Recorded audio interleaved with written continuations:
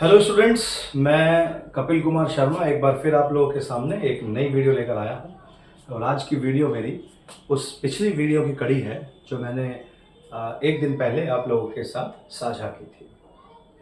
उस वीडियो में मैंने अक्षांशीय रेखाएं और देशांतरीय रेखाएं, लॉन्गिट्यूड और लैटिट्यूड रेखाओं का जिक्र किया था। जिस वीडियो में मैंने केवल अक्षांशीय रेखाओं के बारे में कुछ जानकारी आप लोगों के साथ साझा की थी, लेकिन दूसरा जो टॉपिक है उसका देशांतरीय रेखाएं, उन रेखाओं के विषय में भी कुछ जानकारी आप लोगों के साथ साझा करना चाहता हूं। तो जो छात्र अक्षांशीय रेखाओं के विषय में बात कर रहे थे, तो संभव है कि उन्हें उन रेखाओं की जानकारी हो गई होगी। पर आज हम लोग अपने अगले टॉपिक की तरफ चलते हैं, जो देशांतरीय रेखाएं हैं। इन रेखाओं के विषय में जब हम लोग जानकारी देंगे तो वीडियो को ज़्यादा लंबा नहीं खींचेंगे, जल्दी ही ख़त्म करने की कोशिश करेंगे। तो हमने अब से पहले जो बात की थी वो बात की थी भारत की स्थिति,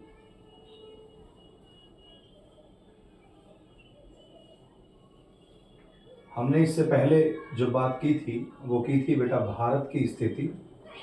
कि भारत की स्थिति विश्व में कहाँ है, कैसी है। तो भारत की जो स्थिति है, जो भूगोल की बात की थी हमने पृथ्वी पर, तो हमने बताया था कि भारत पृथ्वी के उत्तरी गोलार्ध में स्थित है। उत्तरी गोलार्ध में स्थित है और वो उत्तरी गोलार्ध हमने अक्षांशीय रेखाओं के संदर्भ में आपको बताया था।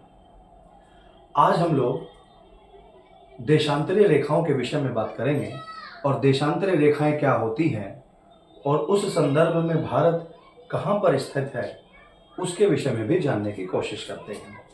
थोड़ा ध्यान दीजिएगा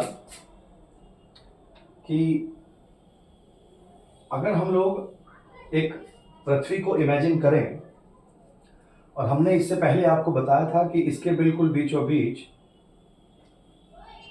एक रेखा होती है, जो रेखा पृथ्वी को लगभग 2 बराबर भागों में बांटती है। उस रेखा को हम लोग क्या कहते हैं, थोड़ा ध्यान दीजिएगा। उस रेखा को हम लोग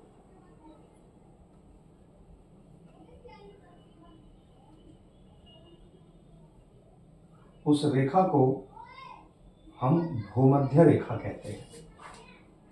इसके विषय में मैंने पहले भी बताया था कि या तो इसे हम लोग भूमध्य रेखा या हम इसे विषुवत रेखा कहते हैं। इंग्लिश में हम इसे इक्वेटर कहते हैं, जो पृथ्वी को 2 बराबर भागों में बांटता है। इसमें हमने ये भी बताया था कि पृथ्वी के ऊपर की तरफ इस ध्रुव को अगर हम लोग बोलें तो ये ध्रुव हमारा कौन सा है, ये ध्रुव है हमारा उत्तरी ध्रुव। और इस ध्रुव की अगर हम लोग बात करें तो ये ध्रुव है हमारा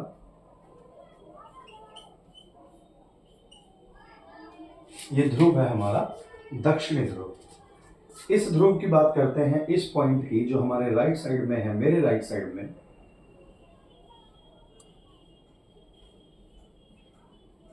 तो ये ध्रुव है हमारा पूर्वी ध्रुव। और अगर इस ध्रुव की बात करें तो ये ध्रुव है हमारा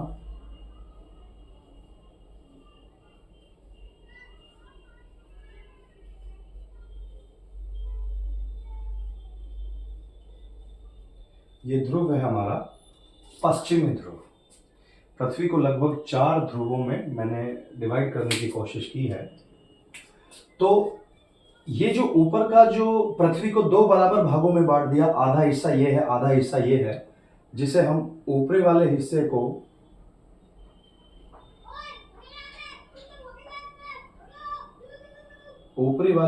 को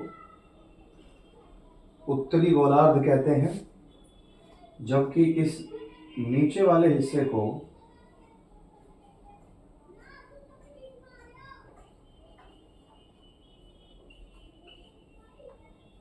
हम लोग दक्षिणी गोलार्ध कहते हैं। तो अक्षांशीय रेखाएं जब हम लोग समझा रहे थे उस समय हमने बताया था कि इस भूमध्य रेखा के समानांतर कुछ काल्पनिक रेखाएं जो खींची जाती हैं, जो इमेजिन की जाती हैं, उन रेखाओं को हम लोग क्या कहते हैं? अक्षांशीय रेखाएं कहते हैं। अक्षांशीय रेखाओं को जिन्होंने वो वीडियो मेरी नहीं देखी है वो उस वीडियो को ज़रूर देखें, तो उन्हें अक्षांशीय रेखाएं कहते हैं। परंतु अब यदि हम लोग बात करें कि अब देशांतर रेखाएं क्या होती हैं, क्योंकि आज का जो हमारा पॉइंट है देशांतरीय रेखाएं,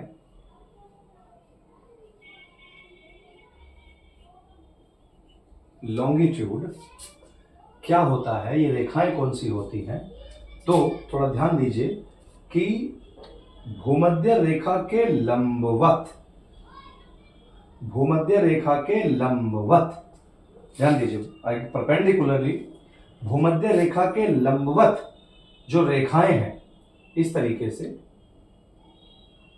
भूमध्य रेखा के लंबवत ऐसे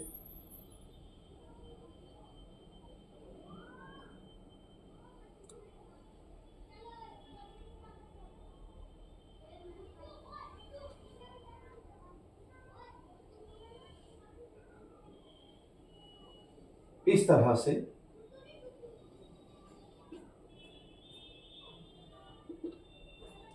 भूमध्य रेखा के लंबवत कुछ रेखाएं इस तरीके से खींची जाती हैं जो पूर्वी ध्रुव और पश्चिमी ध्रुव के बीच की कोणात्मक दूरी बताते हैं, है ना। ये ध्यान रखिएगा इसकी परिभाषा, क्योंकि उसकी परिभाषा भी मैंने ऐसी बताई थी कि वे रेखाएं जो भूमध्य रेखा के लंबवत हैं और जो पूर्वी ध्रुव और पश्चिमी ध्रुव के बीच की कोणात्मक दूरी का व्याख्यान करते हैं, कोणात्मक दूरी बताते हैं, उन रेखाओं को हम लोग क्या कहते हैं? देशांतरीय रेखाएं कहते हैं। देशांतरीय रेखाएं कहते हैं, थोड़ा ध्यान दीजिएगा, देशांतरीय रेखाएं कहते हैं, ठीक है, देशांतरीय रेखाएं। अब इनके विषय में थोड़ी सी और बात कर लेते हैं। अगर इनकी संख्या की बात करें कि इनकी संख्या कितनी होती है, तो संख्या को बताने से पहले मैं इनका उपयोग बताता हूं कि इनका उपयोग क्या है। देशांतरीय रेखाओं का उपयोग किस लिए किया जाता है? तो देशांतरीय रेखाओं का जो उपयोग है वो समय ज्ञात करने में किया जाता है। हम लोग जो टाइम की बात करते हैं कि इंडिया में अब लगभग 5:05 है ना, कुछ देर बाद समय आगे बढ़ेगा तो 5:10, 15। पाकिस्तान, अफ़गानिस्तान, किसी दूसरी कंट्री की बात करते हैं तो वहाँ समय क्या होगा। तो अलग अलग देश में अलग अलग स्थानों पर समय को ज्ञात करने के लिए हम कौन सी रेखाओं का उपयोग करते हैं? देशांतरीय रेखाओं का उपयोग करते हैं। तो अगर हम घड़ी की सुई को देखें, कोई सी भी घड़ी की सुई, या एक घड़ी में जैसे 3 सुई हैं, सेकंड वाली, मिनट वाली और घंटे वाली, ये तीनों सुई समय बताने के लिए उसमें लगाई हुई हैं। और वो सुई, जैसे अगर हम सेकंड वाली सुई की बात करें तो वो एक चक्कर जब लगाती है तो लगभग 360 डिग्री का कोण बनाती है। मिनट वाली जो सुई है वो लगभग 1 घंटे में घूमती है, तो वो 1 घंटे में वो भी लगभग 360 डिग्री का कोण बनाती है। और जो घंटे वाली सुई है वो 1 दिन में लगभग 1 चक्कर लगाती है, लेकिन अंततः वो भी 360 डिग्री का कोण बनाती है। तो ध्यान रखिए कि जो देशांतरीय रेखाएं हैं उनकी संख्या भी कितनी होती है? उनकी संख्या 360 होती है। जैसे अक्षांशीय रेखाओं की संख्या कितनी बताई थी? अक्षांशीय रेखाओं की जो संख्या थी वो कितनी थी? 179। और यहाँ देशांतरीय रेखाओं की जो संख्या है वो कितनी होती है? 360 होती है। और इनका उपयोग हम लोग समय ज्ञात करने के लिए बताते हैं। अच्छा, जब हम लोग पृथ्वी को 2 भागों में विभाजित कर रहे हैं, डिवाइड कर रहे हैं, ये भी एक काल्पनिक रेखा है जो पश्चिमी ध्रुव से पूर्वी ध्रुव के बीच में है, ध्यान दीजिएगा, परिधि से परिधि तक, जिसे हमने भूमध्य रेखा कहा। लेकिन एक रेखा ऐसी भी है जो उत्तरी ध्रुव से दक्षिणी ध्रुव की ओर है, ये जो बीच वाली है, इस रेखा को हम लोग क्या कहते हैं? थोड़ा ध्यान दीजिएगा। इस रेखा को हम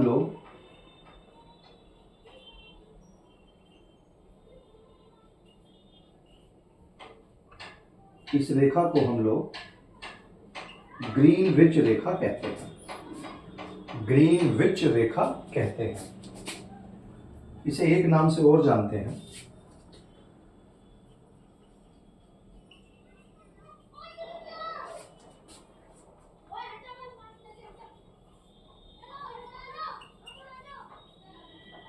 भूमध्यान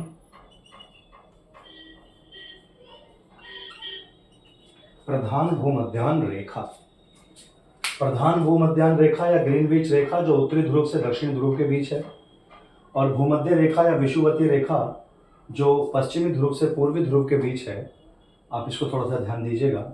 ये जो ग्रीनविच रेखा है, ये जो ग्रीनविच रेखा है, ये वाली, इसका क्या उपयोग है इसमें?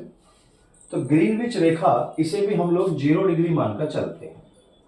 और जैसे 0 से हम लोग पूर्व की तरफ बढ़ेंगे तो 1 degree, 2 degree, 3 degree, 4 degree, 5 degree, 6 degree, और ऐसे चलते चलते हम लोग आगे की तरफ बढ़ेंगे। ऐसे ही अगर 0 डिग्री से हम लोग इधर की तरफ बढ़ें, ऊपर की तरफ, पश्चिमी ध्रुव की तरफ, तो इधर भी हम लोग 0 डिग्री से 1 डिग्री, 2 डिग्री, 3 डिग्री, 4 डिग्री, ऐसे करते करते यहाँ तक 90 डिग्री तक पहुँचेंगे। यहाँ पे भी हम लोग 90 डिग्री तक पहुँचेंगे। तो समय की जो गणना है, जो समय ज्ञात करते हैं, वो हम देशांतरीय रेखाओं से करते हैं। तो ये जो ग्रीनविच रेखा है, अगर हम लोग बात करें कि विश्व के समय की गणना कौन सी रेखा से करते हैं, विश्व के समय की गणना हम लोग कौन सी रेखा से करते हैं, तो विश्व के समय की जो गणना है वो हम लोग ग्रीनविच रेखा से करते हैं। और विश्व के ये जो ग्रीनविच रेखा है, विश्व के समय की गणना की जाती है इसके द्वारा। और ये ग्रीनविच रेखा है, ये कौन से देश में और कौन से शहर से होकर गुजरती है? तो ये जो ग्रीनविच रेखा है, ये इंग्लैंड देश के एक शहर लंदन से होकर गुजरती है। थोड़ा ध्यान दीजिएगा। ग्रीनविच रेखा इंग्लैंड देश के लंदन नामक शहर से होकर गुजरती है। तो ये स्टैंडर्ड टाइमलाइन है, प्रत्येक देश के लिए मानक समय रेखा है, स्टैंडर्ड टाइमलाइन कि कौन से देश के लिए कौन सी होगी। तो ये हमारी 0 डिग्री पर है, जो विश्व के समय की गणना करती है। अगर हम लोग भारत देश की बात करें, चूंकि वीडियो के शुरुआत में ही हम लोगों ने बताया था कि हम लोग भारत की स्थिति के विषय में बात कर रहे हैं, तो भारत की जो स्थिति है वो समय के हिसाब से कैसी है। तो भारत की स्थिति हम लोग बताएं, भारत के जो समय की गणना है और देशांतरीय रेखा से भारत कौन सी रेखा पर स्थित है, तो वो बताया जाता है कि भारत की जो समय जो रेखा है वो 82.5 डिग्री की है। और किस दिशा की तरफ है? पूर्वी देशांतर की ओर है। ध्यान दीजिएगा, 82.5 डिग्री पूर्वी देशांतर। भारतीय मानक समय रेखा की जो वैल्यू है वो इतनी लिखेंगे आप, 82.5, 82.5 तो नहीं जोड़ेंगे यहाँ पर, 1/2, 82.5 डिग्री पूर्वी देशांतर। ठीक है। अब ये 82.5 डिग्री पूर्वी देशांतर कहाँ देखने के लिए मिलता है? तो भारतीय मानक समय रेखा जो है, इंडिया स्टैंडर्ड जो टाइमलाइन है, भारतीय समय रेखा भारत में कहाँ से होकर गुजरती है? तो भारतीय समय रेखा भारत में स्थित एक प्रदेश है उत्तर प्रदेश, और उत्तर प्रदेश में एक शहर स्थित है इलाहाबाद, प्रयागराज। वहाँ पर एक स्थान, एक जगह, एक कस्बा नैनी नामक जगह से होकर गुजरती है। ध्यान दीजिएगा, भारतीय मानक जो समय लाइन है, जो समय रेखा है, वो भारत के उत्तर प्रदेश के एक शहर इलाहाबाद के नैनी नामक जगह से होकर गुजरती है। भारतीय मानक समय रेखा जिसका मान कितना है? 82.5 डिग्री पूर्वी देशांतर है। ठीक है। अब जैसे अक्षांश रेखा की बात करें, तो अक्षांशीय रेखाओं का जो उपयोग था वो 2 स्थानों के बीच में दूरी ज्ञात करने के लिए था, जबकि देशांतरीय रेखाओं का जो उपयोग है वो 2 स्थानों के बीच में समय ज्ञात करने के लिए है। और वहां पर हमने बताया था कि 2 अक्षांशों के बीच में जो डिस्टेंस है वो 111 किलोमीटर औसत दूरी है, 111 किलोमीटर औसत दूरी। और इसी तरीके से जो दो जब देशांतर रेखाओं के बीच की बात करेंगे तो यहाँ दूरी की बात नहीं करेंगे, क्योंकि इसका उपयोग दूरी ज्ञात करने के लिए नहीं किया जाता है, इसका उपयोग समय ज्ञात करने के लिए किया जाता है। तो दो देशांतरीय रेखाओं के बीच में लगभग 4 मिनट का समय होता है। दो देशांतरीय रेखाओं के बीच जो समय का अंतर होता है वो कितने मिनट का होता है? 4 मिनट का होता है। तो ये जो जानकारी है ये आप लोगों ने थोड़ी सी यहाँ से प्राप्त कर ली है। आशा करता हूँ, उम्मीद करता हूँ कि आपको बहुत बेसिक जानकारी मैंने आप लोगों के समक्ष प्रस्तुत की है, समझ में भी आया होगा। लेकिन इन वीडियो से संबंधित अगर कुछ और सवाल आप लोगों के मन में है तो आप कमेंट करके मुझे बता सकते हैं कि इस चीज़ को थोड़ा सा विस्तार से बताइए, और अपना प्यार इस तरीके से देते रहें। चैनल को सब्सक्राइब ज़रूर करें, जिससे अब जो आगे वीडियो हम लोग बनाएंगे उसका नोटिफिकेशन समय रहते आप लोगों तक पहुंच सके। तो अगली वीडियो तक के लिए धन्यवाद करते हैं आप लोगों का। नमस्कार।